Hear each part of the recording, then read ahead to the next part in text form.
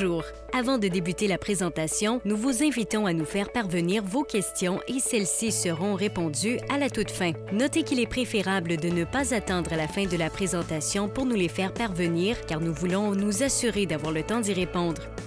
De plus, la webdiffusion d'aujourd'hui sera disponible 24 heures après l'événement. Nous vous souhaitons une bonne webdiffusion.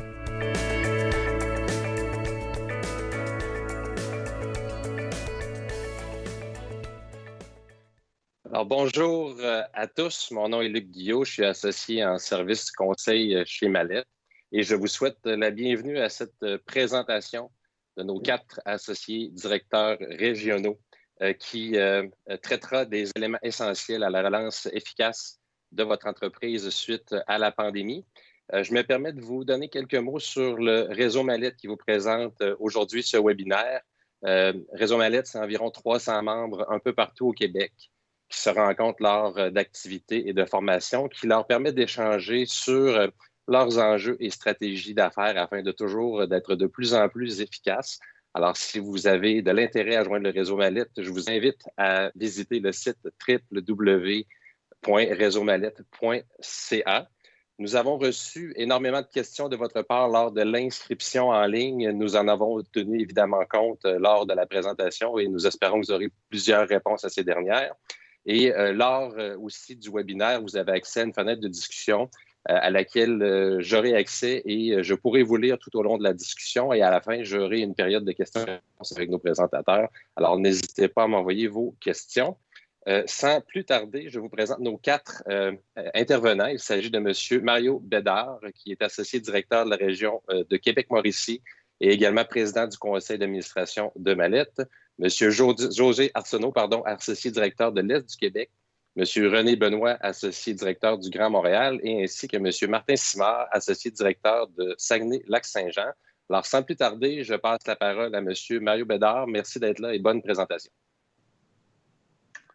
Bonjour tout le monde. Merci, Luc. Bienvenue à ce webinaire. Si je veux commencer par expliquer un petit peu qui est Mallette, je demanderais peut-être à voir la première slide. Donc, comme Luc disait, Mario Bédard, je suis associé directeur de la région de Québec-Mauricie et président du conseil d'administration. Aujourd'hui, je suis accompagné de mes 3 collègues associés directeurs par région. Juste pour vous rappeler, Mallette, en tant que tel, c'est un bureau de 1000 employés qui est réparti, comme vous voyez sur le document, dans 30 bureaux au Québec. On est le 5e plus grand cabinet au Québec. Les associés qui vont m'accompagner aujourd'hui sur la présentation, José Arsenault, qui est en charge de l'Est, donc sur la carte du Québec, vous voyez de l'Apocatière à Sept-Îles, des 2 côtés du fleuve, c'est la responsabilité de mon ami José. Du côté de Sacré-Cœur à La Tuque et tout ce qui est au nord du Québec, on a Martin Simard qui est responsable du Saguenay et du Lac-Saint-Jean. Et ensuite, René Benoît s'occupe de nos bureaux de Saint-Hyacinthe, Terrebonne et Saint-Jérôme. Comme vous voyez, on n'a pas de bureau directement sur l'île de Montréal. Par contre, avec nos 30 places d'affaires, 1000 employés, on est le 5e plus grand cabinet au Québec. On est un cabinet de PME, un service de proximité. Et comme service essentiel, on a pu rester en place durant le COVID-19. On est un bureau aussi 100% québécois. Donc, quand on parle de panier bleu d'Achat Québec, bien, ça nous touche aussi, c'est proche de nous. Dans le document suivant, vous voyez l'avion, puis on construit l'avion pendant qu'il vole. Au début du COVID, un journaliste ou quelqu'un qui a dit ça à quelque part et on trouvait que ça rentrait très bien à Mallette, un bureau de comptable. En tant que tel, nous, au mois de mars, le 12 mars, on est à 40 000 pieds dans les airs, on est à 850 km/h, on est dans notre période très, très, très active et à un moment donné, il arrive des turbulences énormes et on doit reconstruire ou construire notre avion ou tout changer. On a pris des décisions importantes. On est quand même heureux de ce qu'on a fait. Ça a bien été, mais il reste que le 12 mars, on a décidé d'aller en télétravail. Aller en télétravail, on était chanceux parce qu'on était équipés pour le faire pour la majorité de nos employés, mais il reste que c'était un changement important. On a aussi pris la décision de créer cette même journée des cellules de crise. La première cellule de crise, c'est les 4 personnes qui vont vous parler aujourd'hui, les 4 associés directeurs. On se parlait 2 fois par jour, à tous les matins, à tous les soirs, pour s'assurer que la construction de notre avion, les changements soient uniformes partout au Québec et soient bien réfléchis. Rapidement, on a fait des cellules de crise aussi régionales Et encore en date d'aujourd'hui, nos cellules de crise régionales se parlent à peu près tous les jours et notre cellule de crise provinciale se parle tous les jours à 15 heures pour faire le point et s'assurer de s'ajuster le plus rapidement possible.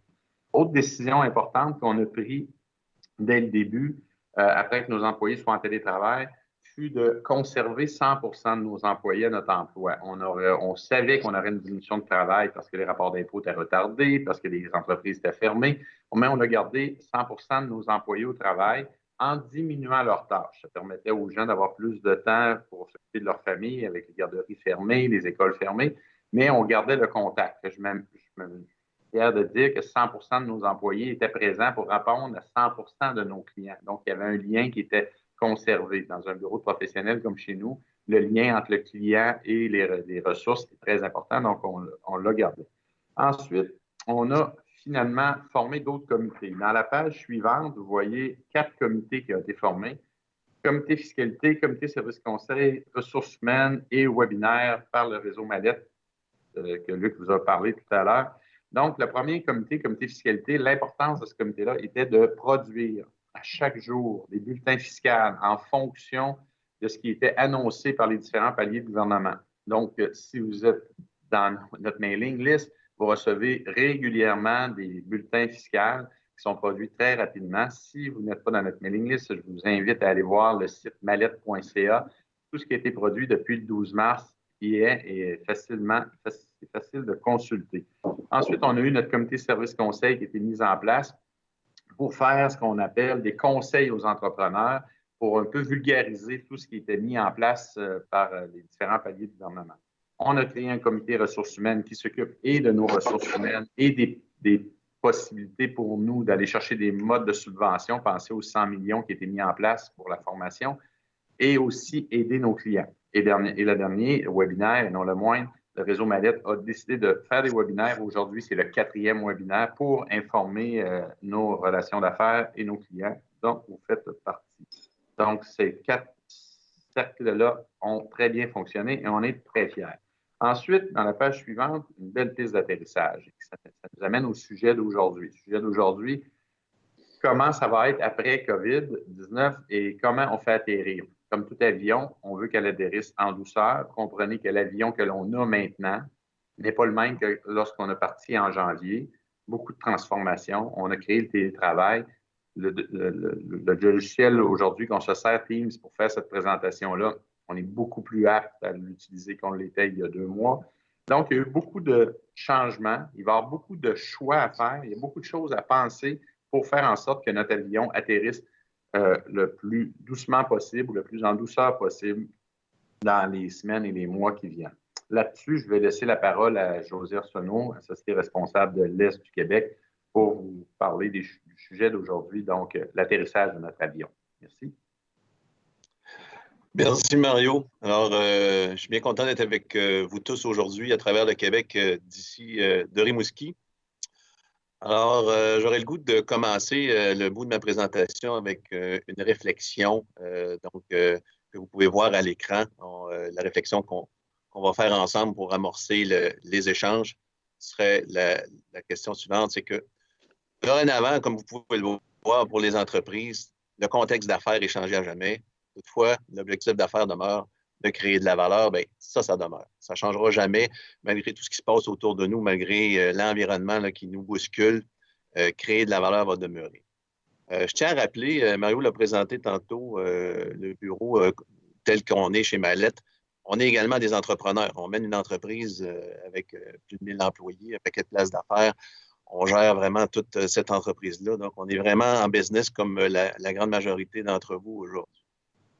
Je voudrais revenir peut-être un petit peu là, sur le point de créer de la valeur, peut-être donner 2 ou 3 pistes de ce côté-là, créer de la valeur. Si on met des mots là-dessus, là, ça peut être bien général, là, mais les marges bénéficiaires qu'on est habitué de faire, ça crée de la valeur, on génère des profits. C'est un bon exemple de création de valeur d'une entreprise qu'on recherche tout le temps, qu'on va vouloir retrouver également.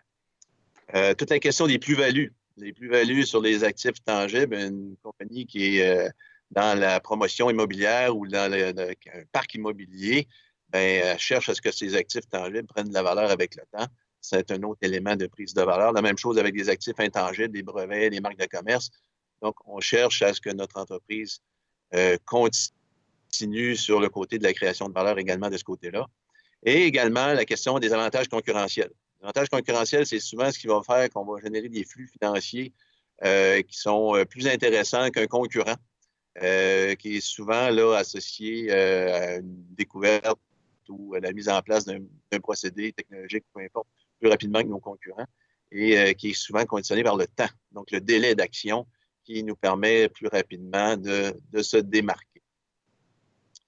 Si on passe à la page suivante, vous allez voir un peu qu'est-ce qui change un peu là, dans la vie d'aujourd'hui pour les entrepreneurs, la nouvelle réalité. Simplement, vous faire réfléchir encore une fois sur des éléments, je pense, qui pourraient être essentiels à la réflexion que vous allez faire ensemble avec nous aujourd'hui sur les éléments à prendre en considération pour relancer votre entreprise. Donc, vous voyez, les entreprises devront s'adapter à un nouveau contexte d'affaires. Je ne vous apprends rien, c'est certain. Je mets quelques éléments en relief là-dedans. Le type d'entreprise. On entend parler depuis quelques semaines d'entreprises essentielles. On entend parler d'entreprises prioritaires là, qui ont la possibilité de se relancer. Donc, les entreprises essentielles, ils ont été touchées quand même à travers le COVID, on s'entend bien. Mais les gouvernements ont fait attention pour préserver toute leur chaîne d'approvisionnement, tout ce qui entoure une entreprise essentielle, principalement dans le domaine alimentaire, la santé, le transport, donc tout ce qui est essentiel à faire tourner, ce qui devait encore bouger. Il y a quand même eu des actions de prise pour être certain que la chaîne d'approvisionnement demeure. Les entreprises prioritaires qui se sont fait annoncer de la semaine passée qu'ils pouvaient relancer leurs activités. On va comprendre rapidement la construction dans certains contextes. Les centres-jardins, qui est un autre exemple qu'on peut donner. Tant qu'elles doivent composer quand même avec beaucoup de contraintes. Ce n'est pas nécessairement toutes les chaînes de production, d'approvisionnement qui sont en place, le retour des employés, de ramener les gens au travail avec tout le contexte qu'on connaît.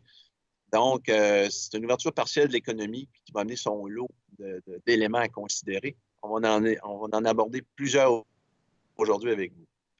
Les autres, ceux qui ne sont pas encore prioritaires, sont quand même, je pourrais dire, il y a un facteur de chance autour de ces entreprises-là.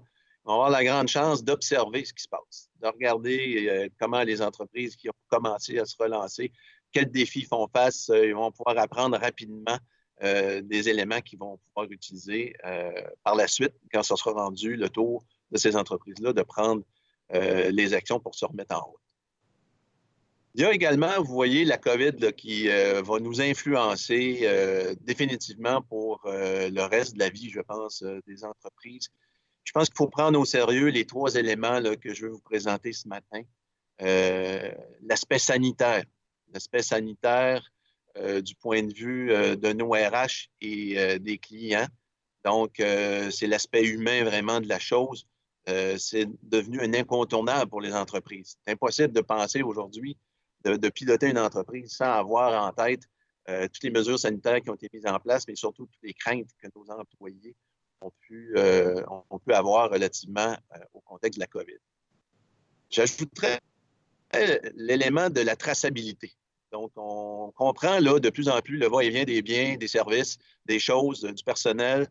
De plus en plus, les entreprises vont devoir réfléchir à les intrants viennent de où?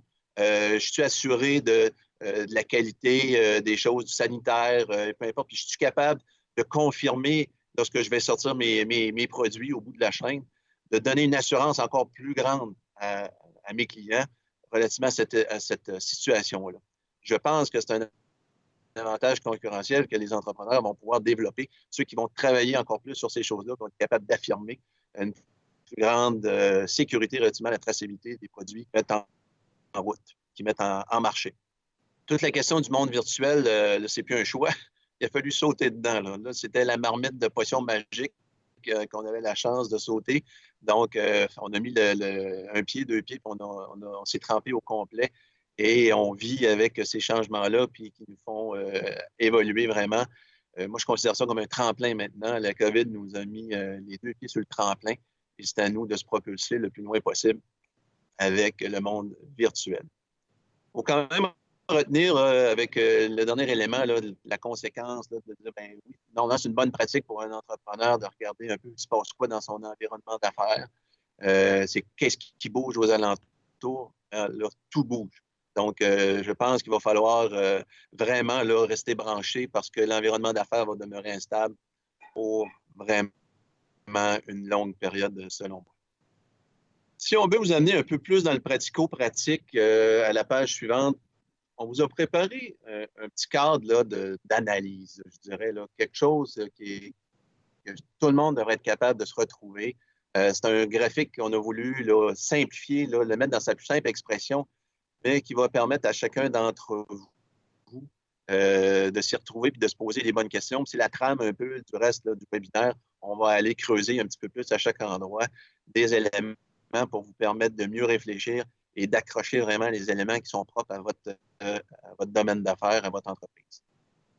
Donc, c'est un cadre de réflexion. Vous voyez à l'horizontale le cycle des opérations d'une entreprise qui est réellement simplifié. Donc, toute entreprise, évidemment, est là pour offrir, développer des services, pour concevoir des biens, mettre ça en marché, faire la vente comme telle, fournir, livrer, là, amener les biens, les services à nos clients, à nos consommateurs, de facturer tout ça et de recouvrer. L'histoire, là, on a mis ça là, à quelque chose qui va nous permettre de bien travailler ce matin, quand même de garder les deux pieds bien à terre. Vous voyez à la verticale, c'est que tous ces éléments-là dans ce cycle d'opération sont conditionnés par trois choses. La technologie, puis que je viens de vous le dire, la technologie, là, ayant en tête, là, à partir de maintenant, là, c'est des opportunités. Donc, à chacun des endroits, là, lorsqu'on vient le temps d'offrir ou développer, concevoir des biens, bien, il y a de la R&D. Il y a des éléments technologiques qu'on a dans nos chaînes de production. Il y a des éléments technologiques, c'est clair là-dedans. La deuxième, les ressources humaines, tout au long de nos processus. Donc, tout au long là, de ce cycle d'opération-là, les ressources humaines sont présentes. Notre équipe de mise en marché. Au niveau de la facturation, on va aller dans un sens plus large, le support administratif qu'on a dans notre organisation. Donc, on a vraiment cet élément-là, il touche à tous les éléments, y compris le recouvrement de la trésorerie au bout du fil. Et la question des processus, donc la question des processus bien, qui est drôlement évidente, de comprendre comment les choses fonctionnent dans notre entreprise. Je reviens un petit peu sur l'aspect RH là, qui est présenté là-dedans. Je vais tout de suite dans le mille. Là. On va avoir un enjeu de santé et sécurité au travail. On en a toujours eu un, mais à partir de maintenant, on en a un. Et je vais simplement sur la question de la perception de sécurité comme entrepreneur qu'on doit donner à nos employés et à nos clients. On se comprend bien qu'à partir d'aujourd'hui, ce n'est pas juste une question de perception. Il faut vraiment que ce soit réel, toute cette question-là de sécurité qui est dans nos entreprises. Et la question des processus, les opportunités qui peuvent se présenter rapidement là-dedans, toute l'intégration du télétravail et de simplifier les opérations. On s'est rendu compte qu'on était capable dans un moment où l'activité était au ralenti, d'être capable de fonctionner quand même pour ceux et celles qui étaient dans les entreprises encore en action. Alors, je pense qu'il y a moyen de pousser plus loin un peu et d'aller encore mieux. Alors, je serais rendu à demander à mon ami René Benoît de vous introduire plusieurs éléments spécifiques dans chacun de ces points-là du cycle des opérations. Donc, bonjour tout le monde. Donc, l'après-COVID, l'avènement du COVID comme tel fait en sorte que les entreprises vont être en transition. L'après-COVID va se faire en deux étapes, selon moi. Il y a eu l'étape de la distanciation sociale et maintenant, tu vas avoir l'étape un peu du rapprochement au niveau de la socialisation. C'est sûr que ça va se faire tranquillement et bien sûr, dans la mesure où lorsqu'on va avoir un vaccin qui va être découvert, bien, on va revenir à ce moment-là à un processus un peu plus complet de socialisation. Donc, ça va se faire progressivement là, dans le temps. Ce que ça m'amène à avoir une réflexion, c'est au niveau les entrepreneurs, on veut offrir, autrement dit, des services, on veut développer, on veut concevoir. Avec le contexte de la COVID-19, c'est sûr qu'il y a des réflexions. J'ai voulu sortir un petit peu les interrogations que les entrepreneurs doivent se poser au cours, autrement dit, des prochaines semaines. Dans un premier temps, on a mis en place, autrement dit, le questionnement concernant c'est qui nos clients. Nos clients, autrement dit, si je me positionne comme par exemple une épicerie, c'est certain que les clients, bon, c'est un peu monsieur, madame, tout le monde. Par contre, si vous avez remarqué, il y a un certain phénomène qui est arrivé avec la COVID, la commande en ligne. La commande en ligne est passée, lorsque je parlais avec un de mes clients, c'est un épicier dans une grande bannière, et lui, il est passé de faire à peu près une quinzaine de livraisons par semaine à au-dessus de 300. Donc, ça remet en perspective un petit peu l'opération, mais ça remet aussi à voir comment je vais atteindre cette clientèle-là. Est-ce que c'est des 18-30? Est-ce que c'est des gens de 70 ans et plus? Donc, il faut se questionner, autrement dit, sur mes habitudes de mes clients sont devenues quoi maintenant? Donc, il faut peut-être revoir et faire une étude de marché, autrement dit, pour voir le comportement de notre client, il a changé. Donc, comment je peux mieux le rejoindre maintenant? L'autre questionnement que les gens devraient se poser, les entrepreneurs, c'est au niveau, mes fournisseurs sont-ils toujours en activité? Pour différentes raisons, il peut y avoir des pénuries, en fin de compte, d'approvisionnement, soit par un manque de main-d'œuvre, un manque de produits, tout simplement, le moyen de transport pour arriver, autrement dit, au niveau de la livraison. Je parlais l'autre jour avec un distributeur là, dans le domaine de la semence auprès là, qui vend au niveau des fermes. Et lui, il est obligé de changer son modèle de livraison. Il a fallu qu'il se procure, autrement dit, un camion avec un lift, avec un système pour être capable de livrer ses semences, parce que les gens ne voulaient plus aider à débarquer les poches de semences. Donc, il y a un phénomène de distanciation qui fait en sorte que le distributeur est obligé de revoir sa façon de livrer son produit. Donc, c'est peut-être un processus qui va continuer là, par la suite. L'autre questionnement que les gens doivent se poser, c'est est-ce que mes niveaux d'inventaire sont suffisants? Ma capacité à produire, elle est-elle optimale? Si, exemple, je suis dans le domaine des portes et fenêtres, j'ai besoin de composantes, j'ai besoin de vitrage, j'ai besoin de pommelles, de dormants qui vont faire l'assemblage de ma fenêtre. Est-ce que j'ai toutes les composantes nécessaires en temps opportun pour être capable de faire mes livraisons en temps prévu? On était dans un processus où il y avait beaucoup de just-in-time. Maintenant, avec ce phénomène-là, est-ce que le juste au cas où va apparaître? Est-ce qu'on doit se prémunir d'un certain niveau d'inventaire supplémentaire pour au cas, autrement dit? Donc, une réflexion à établir là, au niveau des inventaires. Au niveau des RH, les RH sont-elles disponibles? Est-ce qu'ils vont revenir adéquatement dans l'organisation? C'est certain que, lorsqu'ils vont revenir, il va peut-être avoir des problèmes que les gens ont vécu par le confinement. Si on parle peut-être de problèmes de santé, problèmes d'accumulation de dettes, si les gens ont été obligés d'arrêter de travail, ont été mis à pied, ont accumulé des dettes, même de divorce, peut-être avec des couples. Ça, on va le voir après la reprise des activités. Mais tu sais, dans quel état de santé qu'ils vont revenir? Donc, nos RH, lorsqu'ils vont revenir, dans quel état ils vont être? Là aussi, il y a la compétition. On était dans un contexte de rareté de main-d'œuvre. Si je me ramène peut-être au courant de ce qui va se passer au cours des prochaines semaines, donc normalement, il y a les étudiants qui viennent aider pour du travail d'été. Si on prend les salariés à plus bas niveau comme tel de salaire, bien, on a une nouvelle compétition, on a la PCU. Les gens qui gagnent aux alentours de 24 000, qui sont les salaires minimums, ben, eux, entre travailler et rester chez eux, puis recevoir à peu près le même montant. Donc, on va avoir une compétition, comment on va être capable de les ramener au travail, ces gens-là, au cours là, des prochains mois. Ça va être un défi. Il faut garder le lien aussi auprès de nos entreprises, nos employés actuels.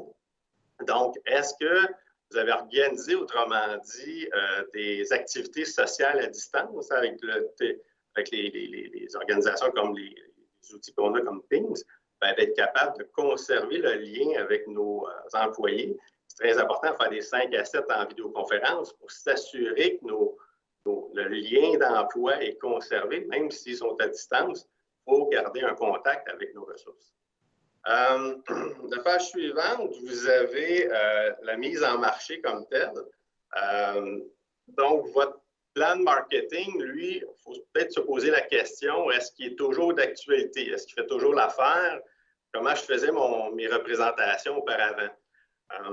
Des idées que peut-être qu'il faut sortir là, en marketing, souvent, ce que ça prend, c'est des idées. C'est certain que supporter l'économie locale, vous l'avez entendu, panier bleu, donc ça peut être très intéressant d'axer peut-être un volet justement local au niveau là, de vos produits, de votre fabrication, mais aussi de votre présence dans la communauté. Il faut être payant, il faut être présent dans votre communauté. Actuellement, il faut supporter nos gens là, comme tel. On est en état de crise, donc il faut être présent dans la communauté. Autre chose aussi, développer du contenu web de plus en plus, utiliser les influenceurs. Si on pense à même le premier ministre qui a utilisé les influenceurs pour lui demander de rester à la maison, nous aussi, peut-être, c'est une nouvelle façon d'aller chercher des clients potentiels. Donc, il faut revoir un peu notre mise en marché, là, notre façon de faire notre stratégie de marketing. Suite à ça, les distributeurs. Est-ce que mes distributeurs sont toujours au rendez-vous? Donc, les gens avec qui je vends, est-ce qu'ils sont encore actifs? Est-ce qu'ils sont confinés? Donc, est-ce qu'ils peuvent encore distribuer mon produit? Je parlais hier avec un fabricant là, dans le domaine de la ventilation naturelle là, au niveau de bâtiments agricoles. Et lui, ses distributeurs sont encore là. Par contre, ils ont dû revoir eux autres aussi leur façon de livrer le produit. Absolument, ils passaient là, de ferme en ferme pour aller livrer le produit. Maintenant, les gens ne veulent pas les voir. Donc, là, c'est des livraisons par colis comme tel, donc des colis qui sont laissés à la porte. Donc, une nouvelle façon là, de redistribuer et d'appliquer, autrement dit, des ventes dans le futur là, au niveau des distributeurs. Suite à ça, page suivante, on a vendre, fournir des services. Est-ce que je dois revoir, autrement dit, mes modalités de livraison? Lorsque je fabrique, j'ai certains délais. Est-ce que ça va avoir un impact sur ma vente plus tard? Si je prends le domaine du luminaire, c'est un processus normalement que les gens, lorsqu'on fait une commande, ça prend entre 6 à 8 semaines qu'on est capable d'avoir notre produit final. Est-ce que ça va toujours être atteignable? Est-ce que le fait qu'il y a des composantes qui nous manquent dans l'approvisionnement, notre R&D, des fois peut-être de main-d'œuvre, va faire en sorte que nos délais vont être allongés? Donc, il faut peut-être revoir puis l'indiquer à nos clients. Maintenant, c'est peut-être pas 6, 8, c'est peut-être 8 à 10 semaines. Donc, il faut se re-questionner sur notre livraison. Comment livrer un produit aussi? Le télétravail, la technologie fait en sorte qu'il faut revoir un peu comment on peut livrer un produit. Je pense, si le domaine des activités reliées au spectacle, allez voir un spectacle de U2, du groupe de chanteurs U2. On achetait un billet, lorsqu'il se présentait à une place publique, on se présentait, on était en foule.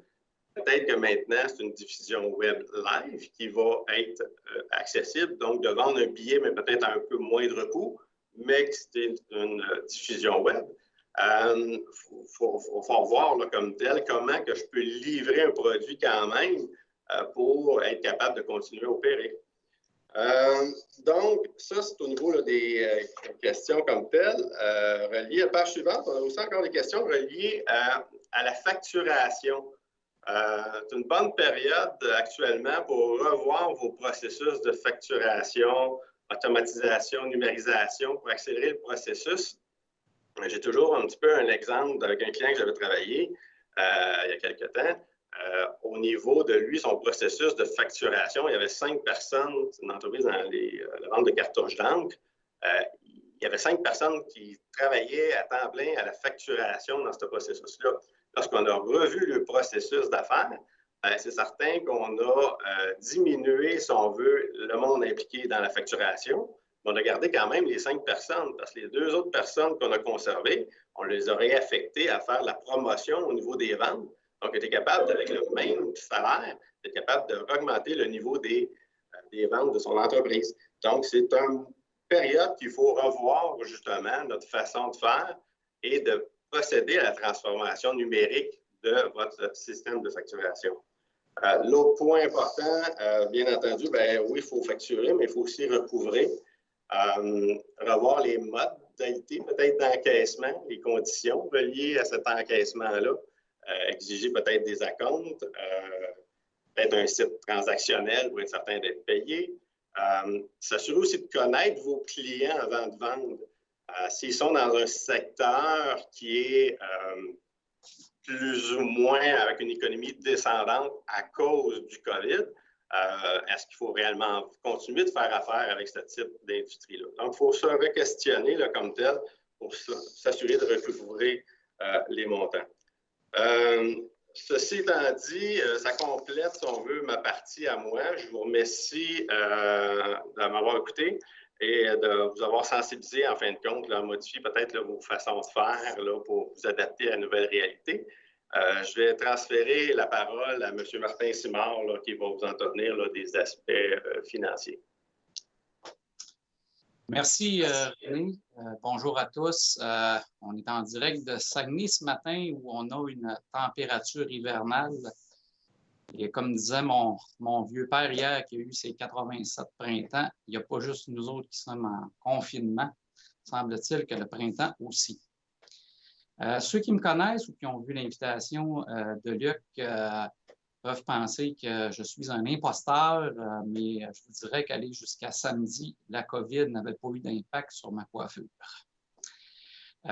On vit actuellement des moments où on a de plus en plus à utiliser nos outils informatiques. Hier, on jasait justement de ça dans notre planification de rencontre aujourd'hui, où on travaille de plus en plus en vidéoconférence, en webinaire, et on se disait que le téléphone, maintenant, quand on fait nos appels téléphoniques, c'est quasiment rendu plate.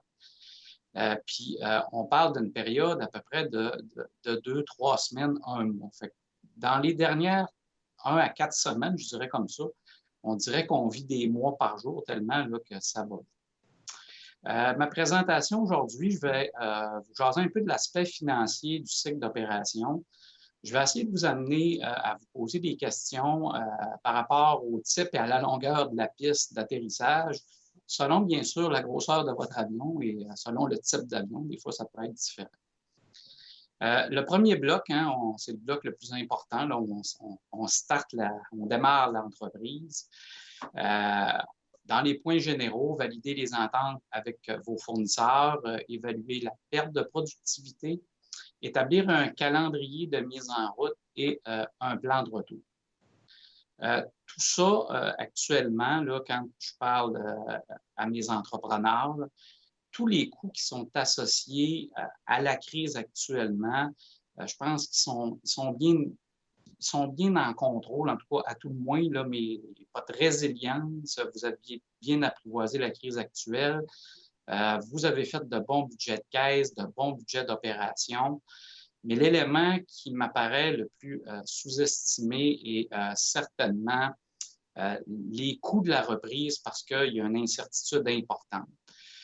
La sous-évaluation, souvent, de cet élément-là n'est pas nécessairement lié à votre capacité à vous d'opérer, à vos capacités de production et de vente, mais souvent à l'impact que peut avoir le marché.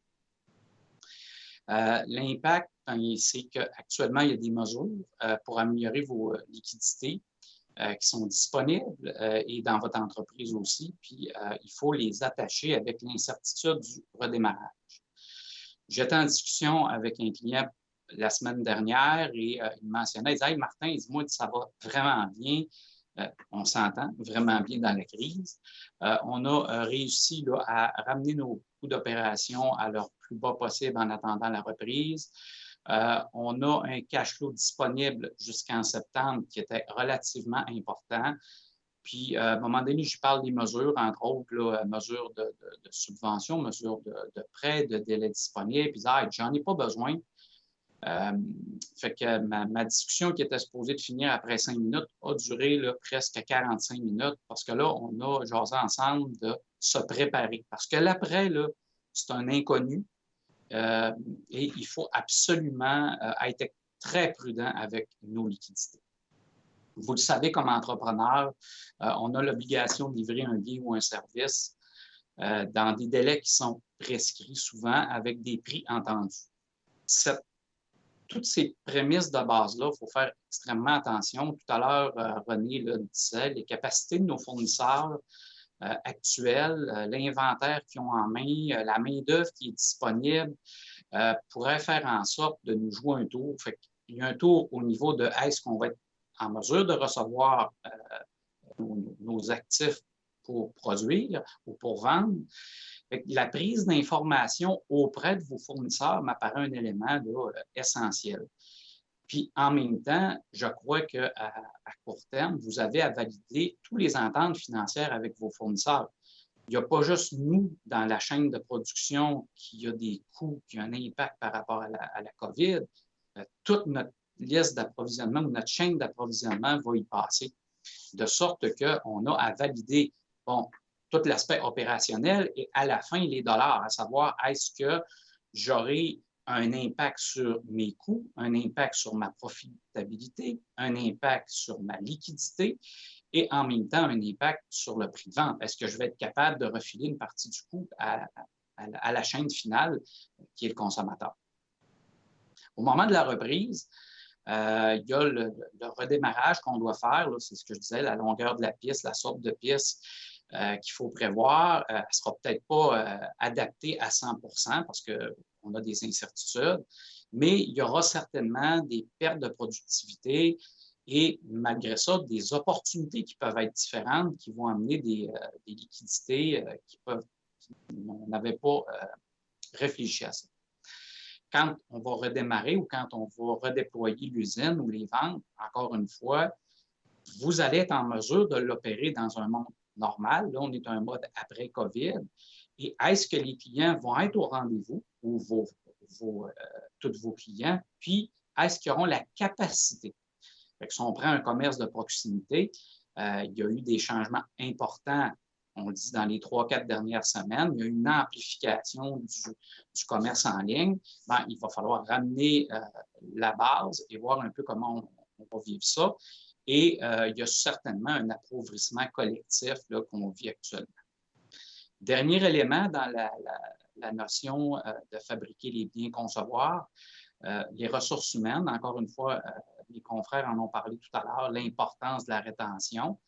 Puis, tu sais, juste penser qu'il y a un mois, on s'arrachait tout le monde et il y avait une rareté de la main-d'œuvre incroyable. Aujourd'hui, là, on a des opportunités qui sont devant nous autres au niveau économique, mais en même temps, on aura aussi peut-être à développer des nouveaux outils pour aider, pour soutenir nos employés, c'est-à-dire soit des prêts personnels, soit des aides, mais il y a une réflexion qu'on doit faire qui va un peu plus loin qu'à l'habitude. La prochaine acétate, je suis un vieux bonhomme. La mise en marché, bien ça, c'est un petit peu plus léger. Là. Tu sais, le premier point est important. L'autre, c'est simplement, on a jasé tout à l'heure au niveau des opérations, vraiment s'assurer là, que les modes ont changé, fait qu'il faut absolument ajuster tout ce qui est élément budgétaire de marketing, puis en même temps, voir est-ce qu'on n'aurait pas une opportunité de rejoindre un groupe et en même temps, il pourrait avoir une certaine aide au niveau opérationnel. Prochain diapo. Vendre, fournir le service. On mentionne prévoir, utiliser des enquêtes de crédit, évaluer des assurances pour ceux là, qui sont à l'exportation ou dans leur chaîne de production qui ont des clients qui fournissent de l'exportation, revoir les ententes clients. Il est évident que dans le mode actuel, les ententes, autant avec les fournisseurs, doivent être souvent à l'occasion être revues avec nos clients. J'avais des discussions avec mes clients, puis c'est un élément que je trouve vraiment intéressant, c'est que dans plusieurs secteurs, la construction ou dans des secteurs de fabrication, on a à faire des contrats à forfait. Les contrats à forfait, vous le savez, là, pour vous, les entrepreneurs qui ont à vivre avec ça, il y a un certain stress de gestion de l'inconnu. Ben, vous comprenez qu'en mode COVID, l'inconnu est encore beaucoup plus présent. Ce qui fait en sorte que dans un cas précis, c'est une entente avec une grande entreprise, quand même, on a réussi à modifier l'entente pour à la ramener sur une base d'heure. Pourquoi? Parce qu'il va y avoir inévitablement de l'efficience qui vont être dues aux mesures sanitaires, qui vont être dues à la disponibilité des ressources humaines. Si on a un groupe d'employés, on a un chantier où on a besoin demain matin de 10, 20, 200 personnes, il y a des mesures de distanciation à mettre en place. Et on le voit actuellement. La construction résidentielle a débuté lundi cette semaine et déjà, on voit un peu là, que c'est pas aussi souple. On va s'ajuster, mais il va découler de ça inévitablement des coûts d'adaptation.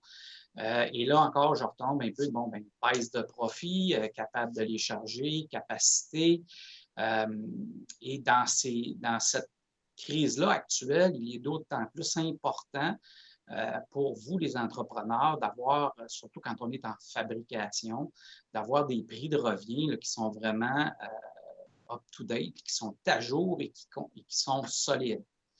Je vous fais une petite parenthèse. On voit régulièrement, là, quand on a à travailler avec nos clients dans le prix de revient, souvent, il y a quelques lacunes, et entre autres, là, juste l'imputation des frais généraux là, qui peuvent vous inciter à ne pas donner le bon prix. Fait qu'il faut être très, très alerte.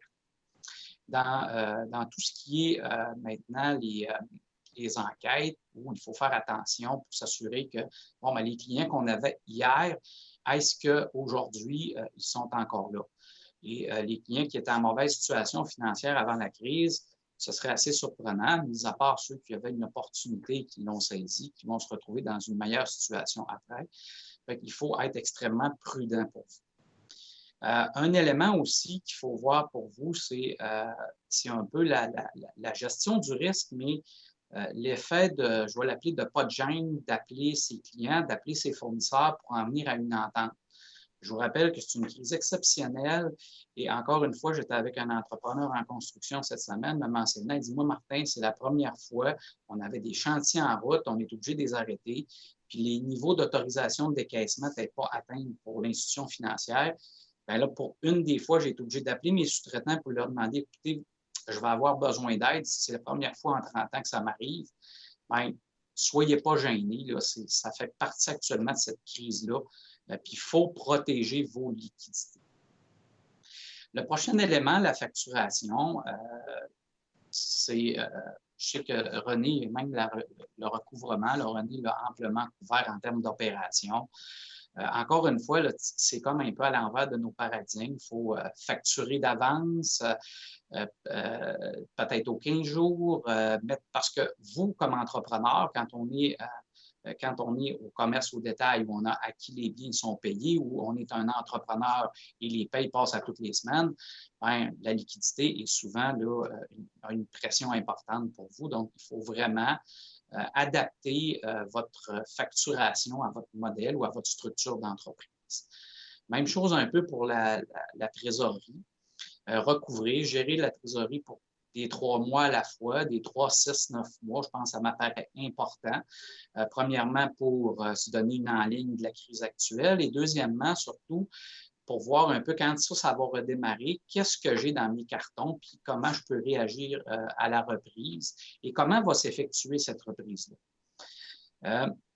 Au niveau aussi de la trésorerie, bien, encore une fois, les acomptes, la facturation rapide, oui, mais aussi les paiements rapides sont des outils ou des éléments que je vous recommande fortement d'utiliser.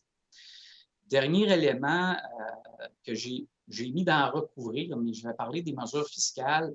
il faut absolument que vous maximisiez les mesures fiscales actuellement que les gouvernements ont mis en place. Et encore une fois, je vais le répéter à l'occasion, on est au contraire de tous nos paradigmes, c'est-à-dire limiter nos emprunts, faire attention quand on va demander des subventions. Et là, actuellement, les gouvernements, vous le voyez, à tous les jours, puis mon équipe de fiscalité en sait quelque chose, notre équipe, ils ont à reproduire journalièrement des nouveaux bulletins dans lesquels on ajoute des mesures, on vient modifier, préciser des éléments, mais je vous dirais qu'à un taux de 90 et plus, on vient les bonifier. Dans mon ancienne vie, j'étais fiscaliste. Vous comprenez que les mesures, ils les mettaient en place et après ça, ils faisaient juste de la restriction de mesures. Et là, ils font de l'ouverture de mesures. Fait qu'il ne faut pas hésiter. Entre autres, une des mesures qui m'apparaît la mesure la plus importante, c'est la mesure de subvention salariale de 75 de vos employés, qui vous permet d'avoir une capacité d'obtenir jusqu'à 100 d'une subvention lorsqu'elle est gérée d'une façon. Toutes les mesures de subvention de formation qui sont en complément à l'heure actuelle, encore une fois, le gouvernement provincial a mis 100 millions sur la table. Puis il n'y a pas une raison qu'il n'y ait pas un entrepreneur qui n'ait pas besoin de ça en adaptation de mesures et ou en mesure ordinaire d'entreprise. C'est assez large comme mesure. Il y a aussi tout ce que j'appelle les reports. Les reports de production de documents, OK, mais les reports de paiement, on doit en profiter. Et le dernier élément, les prêts, les garanties de prêts ou les prêts là, qui sont faits actuellement, dont entre autres le prêt de 40 000 et les autres garanties. Vous avez l'obligation de valider ces mesures-là et de vous préparer. Au final, je dirais que les liquidités, comme dirait mon ami Gollum du Seigneur des Agneaux, c'est votre bien précieux. Vous avez à le gérer dans une perspective d'inconnu et y faire extrêmement attention. Je vous remercie beaucoup de votre attention et je passe la parole à Mario. Bonjour tout le monde. En guise de conclusion, j'utilise le mot « le rebond ». Je pense que si on veut bien aller dans le futur, ça va être de bien rebondir suite à cette période d'instabilité. Et j'essaie de résumer le tout de la présentation de mes collègues en disant comment nous, Mallette, comme entreprise très impliquée partout au Québec, dans toutes les régions, on peut aider le Québec dans sa relance. Et je sais faire ça en deux bouts de présentation. Le premier, comment on peut aider les instances gouvernementales. Il est évident qu'il y a des constats à la situation et des choses que vous avez entendues tout le long de la présentation. Il y a un momentum sur Achat Québec, achat local, panier bleu, on peut l'appeler de différentes façons. Il y a eu un éveil de la vente en ligne. Je crois que c'était pas. Il y avait du monde qui était prêt à la vente en ligne. D'ailleurs, il y en a qui c'est devenu une opportunité parce qu'il était plus avancé que les concurrents. Puis, il y a eu une importance du réseau de livraison qui est arrivé parce qu'il y a le nombre de livraisons. Je pense des exemples de René tout à l'heure. C'est vrai que le système de livraison a changé. Donc, nous, auprès des instances gouvernementales qui vont avoir à regarder ces constats-là, on pense qu'on peut aider. On peut aider à comprendre la perception des Québécois face aux produits d'ici. C'est très in présentement, comment ça va être suite à la sortie de COVID. Les critères, c'est quoi un produit québécois? 50 de composantes québécoises, 75 c'est quoi un produit québécois exactement? Les critères pour ça, un genre de façon de déterminer qu'un produit québécois, que le logo produit québécois, on peut aider là-dessus. Les stratégies de marque de commercialisation, le réseau de distribution des produits, comme je parlais, et le panier bleu, le rôle de l'État, à quel point l'État va s'impliquer dans l'achat Québec, l'achat local. Présentement, nos politiciens en parlent beaucoup. Est-ce qu'il y aura une suite à ça? On verra. L'éveil de la vente en ligne, c'est pas la maturité des entreprises québécoises. C'est quoi le portrait de la vente en ligne au Québec, puis sensibiliser la population aussi à l'achat en ligne. Les gens vont vouloir moins sortir, peut-être ils vont être plus tentés vers l'achat en ligne. Fait que de quelle façon on va sensibiliser la population à faire cet achat en ligne-là, à les habituer à ces habitudes-là. Ensuite, le réseau de livraison, ben oui, il faut arrimer ça. S'il y a plus de ventes en ligne, il faut avoir un réseau pour faire les livraisons. C'est quoi le portrait présentement du secteur de livraison au Québec? Est-ce qu'on doit avoir des nouvelles méthodes, des nouvelles ententes? J'ai entendu parler de Uber Freight dernièrement où on demande aux gens par Uber de transporter du monde. On transporte des éléments. Tu pars de Québec, tu t'en vas à Chicoutimi, tu peux t'offrir pour transporter dans ta voiture des marchandises ou quelconque. C'est un camion qui va transporter plus. Donc, c'est un peu nouveau. Fait que tous ces nouveaux produits-là qui vont arriver, il faut être à l'affût de ça. Dans la page suivante, on regarde plus le support que Mallette peut faire aux PME québécoises suite à ça. Le constat, j'ai un peu présenté les entreprises en 3 groupes. Pas tous dans ces 3 groupes-là, mais juste pour dire qu'il y a des entreprises qui vont sortir de COVID-19 assez étourdies. Ça va les avoir brassé beaucoup. Il y en a d'autres qui vont avoir des problèmes financiers et il y en a d'autres qui ont eu des opportunités et qui vont vouloir rebâtir ou aller plus loin. Et de quelle façon on peut aider? Bien, les entreprises un peu qui vont sortir étourdies, qui n'étaient pas prêtes du tout, bien, ils vont avoir peut-être revoir les fonctions de l'entreprise, réévaluer les besoins de la clientèle, des études de marché pour pouvoir aider ces entreprises-là dans ce sens-là. Ceux qui ont des défis financiers, comme Martin a pas mal parlé, plans de restructuration, des prévisions financières, des accompagnements comptables, de comprendre les subventions, programmes d'aide, il y a plusieurs choses qu'on peut faire à la base de notre bureau de comptable. Et entrepreneurs qui veulent rebâtir, bien là, des planifications stratégiques, des plans d'action RH, TI, se repositionner stratégiquement. Donc, il y a plusieurs mandats qu'on peut faire. Chez nous, on a aussi des gens en service conseil, on a aussi des gens en marketing stratégique, dont le Guillaume fait partie. Donc, on peut aider les entreprises à plusieurs points et c'est la contribution que l'on devra faire pour aider le Québec à bien rebondir de cette crise. Là-dessus, je vous remercie pour votre écoute. Je remercie aussi mes 4 collègues pour la présentation du webinaire. Je retourne la parole à Luc. Je pense qu'il va y avoir une période de questions. Beaucoup. Oui, merci beaucoup à nos 4 présentateurs. Effectivement, je suis en direct avec les gens. Il y a énormément de questions qui sont posées et puis j'en ai concocté quelques-unes là, qui, je pense, vont répondre à la majorité des questionnements. Alors, une première, je dirais pour Mario, qui avait eu à gérer une crise au sein de Mallette, là, qui est une entreprise qui a plus de 1000 employés. Qu'avez-vous trouvé le plus difficile et quelles sont vos recommandations? Le plus difficile, je vous dirais au tout début, on disait de construire un avion en plein vol, on est 1000 bureaux, 1000 personnes, 30 bureaux, sans associés, beaucoup de leadership dans notre entreprise. Je dirais que le plus difficile, c'était de ramener les communications. J'ai dit en introduction que le comité qu'on a fait, cellule de crise, a été important. Et effectivement, oui, parce que de bien communiquer puis d'avoir juste une ligne de pensée dans notre organisation au tout début, quand ça arrive, tout le monde veut bien faire, tout le monde veut agir, tout le monde veut prendre des décisions, tout le monde a des idées. De ramener ça dans la cellule de crise, ça a été difficile au début. Et là, maintenant, bien, on a bâti l'avion et ça va bien. Le monde sait c'est quoi les canaux de communication. Fait que je pense que le côté communication à l'intérieur de l'organisation, de dire à tous les jours aux employés vers où on s'en va et aux associés vers où on s'en va et de remonter les informations de tous, ça a été difficile à mettre en place. Un coup parti, je pense que c'est le plus grand succès de notre gestion de crise. Vous m'avez dit en deuxième lieu, qu'est-ce que je pouvais recommander? Avoir un avion prêt dans un hangar à côté. Donc, avoir une cellule de crise qui est déjà pensée, un plan de crise pour quand ça va arriver, qui soit déjà bâti d'avance. Peu importe la grandeur de l'entreprise, on devrait tous avoir un peu une idée, poser des questions.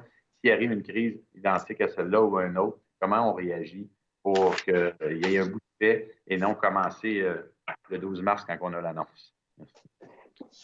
Merci, Mario. J'ai une autre question que j'adresserai à Martin. En fait, c'est 2 questions en une. La question porte, selon vous, quelles sont les étapes à réaliser afin d'éviter le plus possible des problèmes de liquidité? Puis en même temps, vous avez parlé plutôt des aides gouvernementales disponibles. Pourriez-vous en faire un bref survol? Merci, c'est 2 excellentes questions. La première, relativement là, à toutes les problématiques de liquidité, je vous dirais le plus grand défi, c'est vraiment d'aller à l'encontre de nos paradigmes d'économie, de moins s'endetter dans une perspective à long terme. Sous-estimer en même temps les délais de la reprise. Ça aussi, il y a de l'inconnu là-dedans. On ne sait pas comment le marché va réagir. Hein. Je me répète un peu, on ne sait pas comment les gens vont reprendre là-dedans. Fait que ça, il faut être extrêmement prudent. Profiter des mesures fiscales. Dans quelques secondes, je vous en ferai un petit rapport. Maximiser la capacité d'endettement, là, je le dis, préparez-vous au pire. Il y a des mesures actuelles, vos banquiers sont là. Ils sont aujourd'hui conscients de la mesure. Dans 6, 7, 8 mois, lorsque vous aurez vos besoins de reprise ou ils seront plus déterminés à ce moment-là, il sera peut-être trop tard à ce moment-là pour enclencher. Là. Fait que, il faut être vraiment... nos banquiers, ils aiment ça quand on est capable de le prévoir. Quand on arrive à la dernière minute, c'est jamais agréable pour personne. Puis c'est difficile à ce moment-là de rentrer dans des nouveaux prêteurs aussi. Toutes les ententes de paiement, autant du côté de vos fournisseurs et de vos clients, les loyers, les taxes municipales, vous n'en voyez passer une, sautez dessus, même si vous dites hey, c'est juste du report, il va falloir que je le paye un jour. Garnisez vos liquidités. On verra après si on a un surplus de liquidité. En tout cas, dans ma pratique, ça n'a jamais été un grand défaut. Et encore une fois, tous vos directeurs financiers, vos contrôleurs, puis moi incluant, c'est un peu comme à l'inverse de notre culture de reporter des délais, même s'il n'y a aucun frais. Pour ce qui est maintenant des mesures fiscales ou qui sont en place, je vais vous référer quand même, Mario l'a dit tout à l'heure, à nos bulletins COVID qui sont probablement, moi pour en lire plusieurs par semaine, sont vraiment bien faits. Et ceux qui n'ont pas accès peuvent avoir accès sur notre site Internet et ou avec un petit courriel à Luc et on vous inscrira à notre liste. Puis en espérant que vous appréciez le travail de nos fiscalistes, ils travaillent à l'heure actuelle d'arrache-pied pour avoir de l'information vraiment rapidement. Maintenant, pour les employeurs, les mesures, il y a actuellement des mesures un peu plus soft que j'appellerais des délais de production de documents, délais de production du rapport TPS-TVQ, mais il y a surtout des délais de paiement et ça, vous ne pouvez pas vous passer à côté des délais de paiement pour par exemple, les taxes TPS-TVQ, les paiements d'impôts, les acomptes provisionnels. Faire attention, il y a quand même des délais ou des dates à respecter là-dedans. Et encore une fois, tout ce qui est déduction à la source, prime d'assurance, ne font pas partie encore des éléments où on peut reporter les paiements. Cependant, ce qui est en place, profitez-en. Et là, vous pouvez dire, Martin, c'est quoi à peu près toutes les mesures? Qu'est-ce que je peux faire? Les bulletins COVID, il y a un bulletin, entre autres, qui résume toutes les discussions. Vous avez un beau 2 pages qui comprend toutes les mesures actuelles que vous pouvez utiliser. Il y a l'autre mesure du prêt rapide, 40 000 sans intérêt, et c'est pour rembourser avant le 31 décembre 2022. Il y a un cadeau pour appeler de 10 000 c'est relativement simple. Les critères, avoir un numéro d'employeur, avoir une masse salariale entre 20 000 et 1,5 million. Donc, si vous êtes en bas ou en haut, vous comprenez que vous ne vous qualifiez pas. Il y a des règles relativement au type d'entreprise et aussi à l'utilisation des sommes qui sont propres des fois à chaque institution financière. Fait que quand vous allez faire la demande, probablement toutes les institutions financières, mais pour en avoir vu plusieurs actuellement, c'est une demande qui est en ligne, c'est très simple. Souvent, quand vous arrivez dans accepter, là, comme dans n'importe quoi, il y a un petit 30 pages, dépendant de l'institution financière. Je vous recommande dans ce cas-là quand même de prendre le temps de lire les clauses d'utilisation des sous là, pour pas que ça vous cause un préjudice lorsqu'il y aura une vérification du prêt. Autre prêt pour les petites entreprises, aide PMA, c'est les fonds locaux d'investissement ont mis en place jusqu'à 50 000 des emprunts. C'est un petit peu plus complexe que tout à l'heure, mais quand même, ça vient compléter des demandes que nos gens auraient et c'est malgré tout relativement simple à compléter. Le programme, je vous dirais, au niveau des emprunts ou des garanties d'emprunt, qui est le PACT, le programme d'action concertée temporaire, ce sont une garantie ou un prêt de plus de 50 000 et il n'y a pas de plafond. C'est en collaboration avec Investissement Québec. Les taux d'intérêt sont concurrentiels, les frais sont limités. Pour moi, c'est un excellent outil pour la reprise à ne pas négliger. Merci beaucoup. Subvention salariale d'urgence, je n'ai parlé tantôt de 75 %. Ça, il faut absolument que vous ayez une étude précise pour vous assurer d'être admissible ou pas. Il faut comprendre que c'est une subvention, je le disais tantôt, là, qui va comprendre 75 % de la rémunération hebdomadaire que vous allez avoir versée. Puis tantôt, je vous recommande de le regarder avec vos professionnels parce que vous comprenez que dans chaque mesure, il y a des petits pièges. Il faut faire attention là, si vous êtes dans les pièges pour voir un peu est-ce que je suis capable, je ne suis pas capable, je peux-tu m'en sortir. Ça, là, soyez extrêmement prudents. Dans les modalités, on parlait d'une baisse de revenus 15 ou 30 % tout dépendant du mois. Il y a une mécanique qui, à la lecture, des fois, peut avoir l'air un peu complexe, là, mais faites-vous-en pas. Là, une fois qu'on aura passé quelques minutes au téléphone, on sera capable de bien vous l'expliquer. Il y a aussi des mesures précises, parce que ça, c'est une mesure qui fonctionne pour 3 périodes, donc du 15 mars aller jusqu'au 6 juin, par période de 4 semaines. Il y a des règles spéciales pour les entreprises consolidées, pour les entreprises affiliées, pour les actionnaires qui sont employés aussi, il y a des règles spéciales, mais à la base, vous êtes admissible à cette subvention-là. Ça va fonctionner comment? Ben, Revenu Canada a mis hier là, ou avant-hier sur son site là, la feuille de calcul que vous avez en lien via notre bulletin COVID, bien sûr. Vous pouvez dès maintenant vous enregistrer à mon dossier ARC Entreprise parce que ça prend quand même une certaine période de temps, là, quelques jours avant de recevoir notre acceptation. Au niveau pour aller chercher la subvention, on s'attend, là, ils nous ont mentionné que dès lundi, ça pourrait être fonctionnel. Mettez-vous quelques jours là, de grâce, ça bouge vite quand même, là, ils sont très efficaces. L'autre élément, subvention salariale, pour ceux qui ne sont pas admissibles à la mesure du 75, il demeure une mesure de 10 % qui représente à peu près une subvention potentielle de 25 000 $. Encore une fois, il y a une mécanique avec ça. Regardez-la, c'est important. La mesure de formation, qui est le PAC, me paraît une des mesures qui est hyper importante. Je n'ai dit ça un mot tout à l'heure. C'est une entreprise peut demander jusqu'à 500 000 $ d'aide. Le premier 100 000 est subventionné à 100 % l'excédent à 50 %. Le maximum du taux horaire par employé est 25 $ de l'heure et de 150 $ de l'heure pour les professionnels externes. C'est quant à moi à ne pas manquer. Ça peut être, puis on a aussi là, sur notre site un petit COVID sur les mesures du PAC qui comprend les mesures.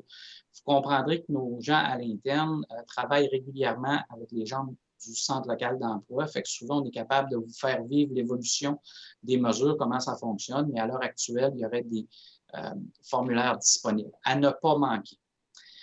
Il demeure à travers ça aussi différentes petites mesures d'assouplissement de travail partagé et bonification salariale là, pour différents types d'entreprises. Je ne rentre pas dans les détails.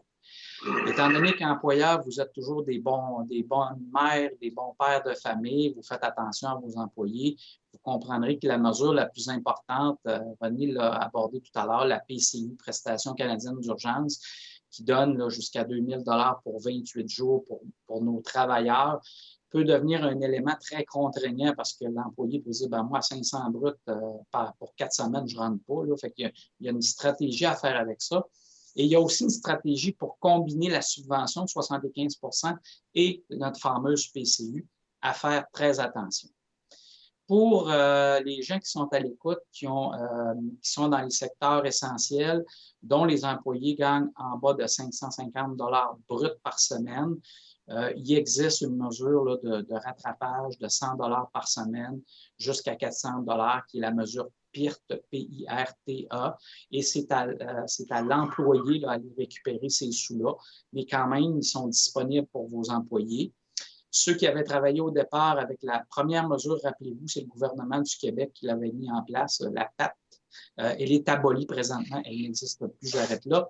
Et il existe plusieurs petites mesures pour vos employés, pour les aider, autant l'augmentation de la TPS, les allocations familiales, que la possibilité de mettre un bémol au paiement du capital hypothécaire, un report des taxes municipales. faut aider nos gens en ce temps de crise. Merci, Luc, que je te retourne l'appel. Merci, Martin. Réponse très complète. Puis chaque jour, il y a des nouveaux programmes, des nouvelles annonces qui sont faites. Donc, à travers les bulletins envoyés par mallette, évidemment, on peut tous vous tenir à jour des dernières annonces. Une question qui revient beaucoup, José, j'ai envie de te la poser à toi. Est-ce que, selon vous, la crise pandémique pourrait créer de nouvelles opportunités pour les entreprises? Ah, bien sûr, tout à fait. Puis peut-être pour bien répondre à la question, je demanderais peut-être de replacer l'acétate 8 qu'on a vu précédemment. Et pour moi, c'est un guide là, important là, quand vient le temps de faire cette analyse-là au niveau des opportunités. Donc, peut-être juste en partant, là, moi, je pense que on a souvent dit le passé est garant de l'avenir. Quand on pense aux data accumulées dans nos entreprises, là, quand on va vouloir analyser une opportunité, on va vouloir aller regarder avec des chiffres du passé qui ne veulent plus rien dire nécessairement en rapport à la situation d'aujourd'hui. Je vous demande de mettre un petit bémol un peu là, lorsque vous allez faire vos analyses internes là, sur les opportunités qui peuvent se présenter quand on va venir le temps de comparer ça avec le passé. Donc, si vous regardez à travers là, le cycle des opérations, puis vous prenez là, les 3 éléments là, de chaque, là, on pourrait s'amuser, puis je ne prendrai pas autant de temps que Martin a eu à répondre à cette question qui était répondue de façon complète, là, mais on ne fera pas le tour ensemble de toutes les opportunités. Mais je peux vous donner un exemple. Comment travailler avec la grille, dans le fond?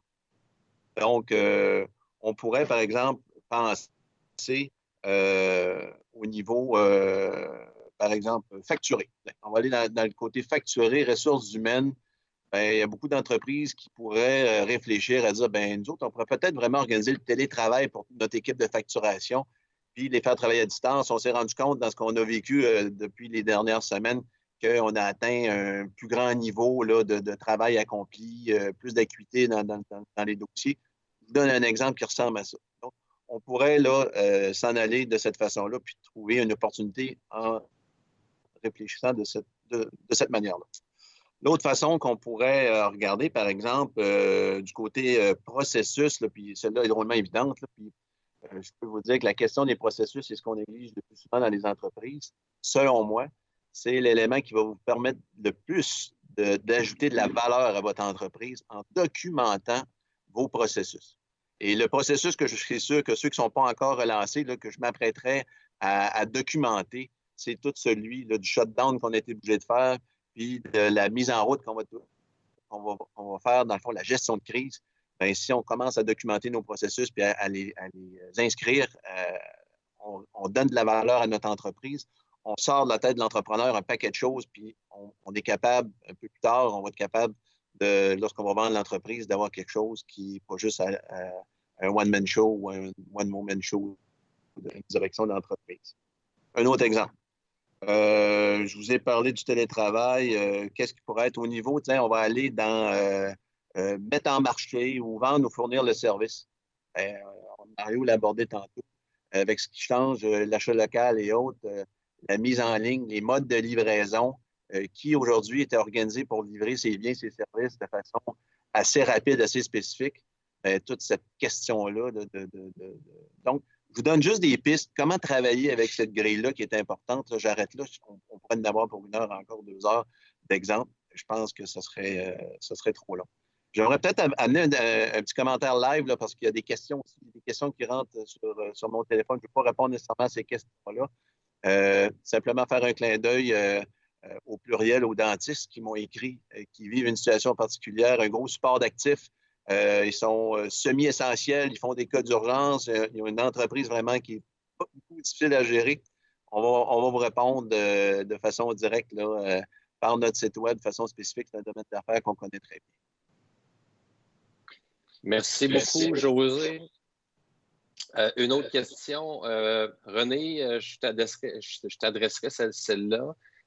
Devons-nous revoir nos politiques de prix durant la pandémie et lors de la période post-pandémie?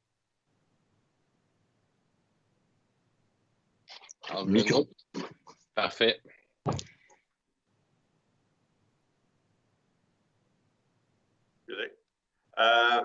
Je ne peux pas bien me prononcer comme tel parce qu'il y a quand même, une politique de prix, c'est quand même plusieurs composantes là, qui peuvent définir, autrement dit, une politique de prix. Par contre, il y a un principe quand même de stratégie à long terme qui est important de conserver. Je parlais avec un de mes clients au courant de la semaine dernière. C'est un fabricant, en fin de compte, de gin, donc c'est une distillerie. Fait que, bien sûr, là, lui, un de ses intrants, c'est de l'alcool. Donc, il a décidé, en fin de compte, étant donné qu'il y a la pandémie, de produire, autrement dit, un désinfectant à main.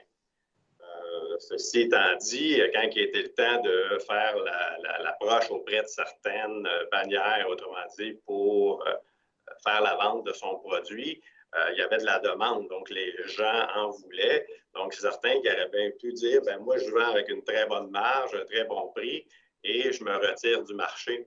Par contre, sa stratégie n'était pas bête dans le sens que lorsqu'il parlait avec les bannières, il dit, regarde, moi, ce que je veux vendre avec un bon prix. Ça va être un produit qui est local, qui est québécois, et je veux que tu me listes dans ton supermarché. Donc, lui, sa façon de faire, autrement dit, ça a été, je veux une stratégie à long terme, je veux avoir un repeat business et je vais développer un produit connexe à mon entreprise de fabrication de gin, qui en passant est une excellente gin.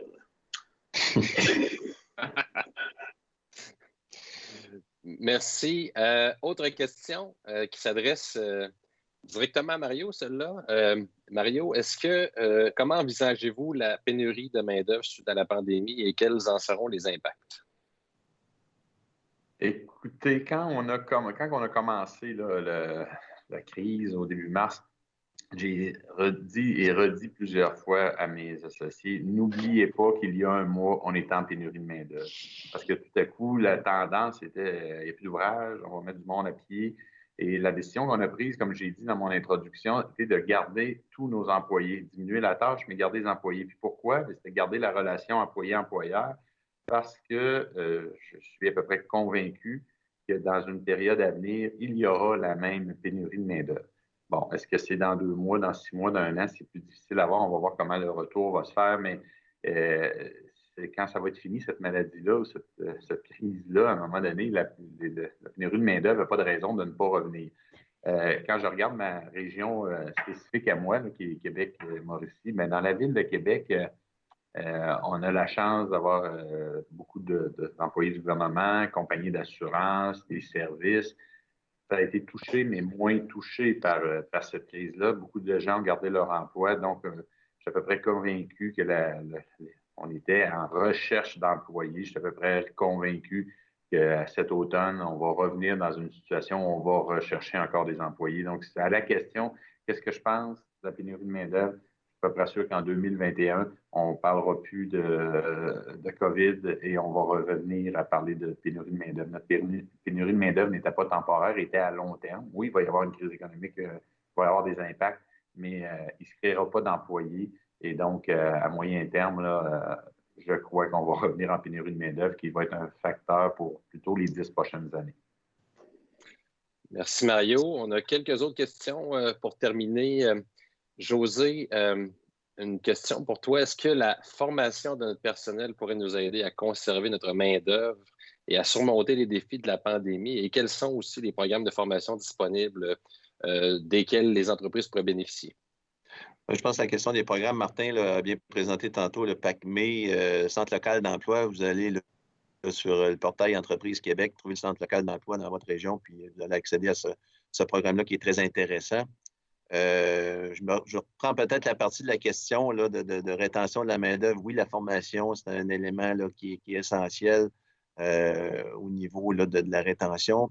J'ajouterais aussi, là, je pense, comme les entrepreneurs devraient déjà réfléchir à 2 ou 3 mesures additionnelles ou éléments à ajouter dans le portefeuille là, d'avantages sociaux fournis aux employés. Puis j'en choisirais 2 pour l'instant. Toute la question des programmes d'aide qui existent aux employés, les PAE. Donc, qui est une solution peu coûteuse pour une entreprise, mais avec la détresse psychologique ou ce que les gens peuvent vivre aujourd'hui dans une situation personnelle.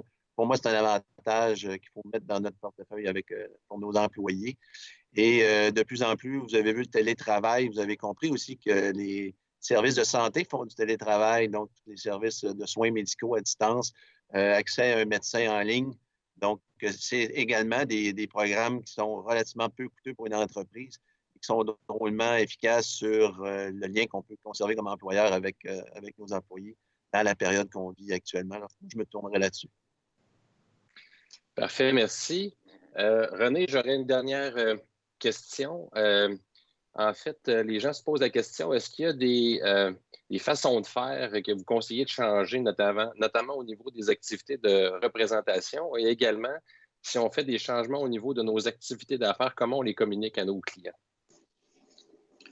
En fait, là, ça se divise un peu en deux réponses. C'est comme deux questions, là, ce que je comprends. C'est sûr que pour les façons de faire au niveau de notre représentation, c'est sûr que la reprise des activités va se faire quand même tranquillement. Donc, il y a un changement progressif qui va se faire là, vers un retour vers certaines habitudes. Par contre, demain matin, si votre moyen de représentation, c'était de faire des rencontres de dîner avec des clients, c'est certain que si vous recevez un appel pour avoir une rencontre, un dîner demain matin, peut-être qu'il va y avoir un certain inconfort qui va se créer durant l'appel. Donc, c'est certain que c'est un processus, autrement dit, de représentation qui va se faire, mais à plus longue échelle, et il va falloir le valider, même peut-être dans 6 mois. Écoute, es-tu à l'aise? On irait se rencontrer, on ira au restaurant. Donc, tu sais, il va falloir valider avec le client, autrement dit, le certain niveau d'inconfort, là, justement, à de telles rencontres. Donc, ça, c'est une façon de faire votre développement de représentation. Si c'est de faire des représentations dans des congrès, dans des foires industrielles, où est-ce qu'il y a Full Congress Show, où est-ce qu'il y a beaucoup de monde, ça aussi, c'est ce genre de type d'activité-là que ça va se faire, mais très, très graduellement. La reprise comme telle va peut-être plus se faire via une participation par des vidéoconférences. Donc, oui, un congrès, mais on fait ça en vidéoconférence. Donc, il faut revoir un peu les façons de faire, effectivement, là, pour la représentation. Dans un deuxième temps, communiquer l'information à nos clients pour des changements, mettons, d'heure d'ouverture ou des changements de type d'activité qui vont être effectués au sein de l'organisation. Conseil que je pourrais te donner là-dessus, c'est, dans un premier temps, soyez transparent. C'est important d'informer les clients, mais à prime abord, je vous dirais, c'est surtout d'informer vos employés. C'est pas d'apprendre que des nouvelles façons de faire ou des heures d'ouverture différentes dans un changement d'horaire dans les médias. C'est pas très, très gagnant pour une organisation. Si je suis un employé que j'apprends que le vendredi, maintenant, on ferme à 7 heures au lieu de fermer à 9 heures. Donc, il faut s'assurer de bien communiquer en premier lieu l'information à l'interne avant de communiquer là, comme tel. Donc, le seul conseil que je pourrais vous dire là-dessus, là, c'est d'être transparent dans votre communication. Merci beaucoup. Merci à tous pour votre présentation. José, Mario, Martin et René. Il y a beaucoup d'autres questions qui nous ont été envoyées. Je vais m'assurer évidemment de vous les transférer dans vos régions. Probablement, vous aurez peut-être quelques suivis à faire là-dessus. Donc, ne vous inquiétez pas, ceux qui ont envoyé des questions, on va les traiter. Si elles n'ont pas été traitées dans les réponses en direct. Réseau Mallette et Mallette, c'est une équipe de première ligne qui est là pour vous écouter, qui est là pour vous guider dans les différents services et leviers financiers dont vous pourriez bénéficier. N'hésitez pas à envoyer vos demandes, soit par le site de Mallette ou le site de réseaumallette.ca. On va avoir des équipes qui vont rediriger vos différentes questions avec grand plaisir. Et ceux qui voudraient revoir la vidéoconférence, elle a été captée, donc on va la rendre disponible sur réseaumallette.ca dans les prochains jours et vous recevrez une note à cet effet. Là-dessus, je vous remercie tous de votre présence et je vous souhaite une bonne fin de COVID, en fait une bonne reprise de COVID et au plaisir de vous revoir tous bientôt dans nos prochains webinaires.